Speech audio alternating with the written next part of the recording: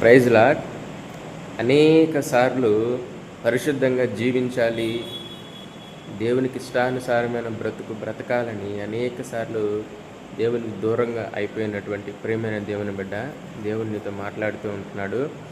So నీ అంతటా నువ్వు పరిశుద్ధంగా జీవించలేవు, నీ అంతటా నీవు దేవునికి ఇష్టానుసారంగా జీవించలేవు. నువ్వు ఎన్ని ప్రయత్నాలు చేసినా కూడా అది అసాధ్యమైనది. నువ్వు ఎప్పుడైతే దేవుని సన్నిధిలో ప్రార్థన చేసి కన్నీటితో ఆయన పాదాలు పట్టుకుంటావో, అయ్యా నన్ను నీ ఆత్మ చేత నింపు, నేను పరిశుద్ధంగా జీవించాలి అని నువ్వు దేవుణ్ణి అడిగినప్పుడు, అప్పుడు దేవుడు నిన్ను ఆయన ఆత్మచేత నింపినప్పుడు, నువ్వు ఆయన ఆత్మచేత నింపబడినప్పుడు మాత్రమే పరిశుద్ధంగా జీవించగలవు.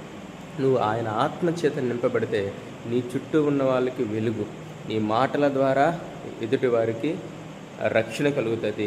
నువ్వు చేసేటువంటి పనుల ద్వారా దేవుని యొక్క నామము ఘనపరచబడుతుంది. కాబట్టి కన్నీటితో ప్రార్థన చేసి నువ్వు దేవుని ఆత్మను పొందుకుంటే నువ్వు పరిశుద్ధంగా జీవించగలవు, తద్వారా దేవుని నామాన్ని మహిమపరచగలవు. God bless you.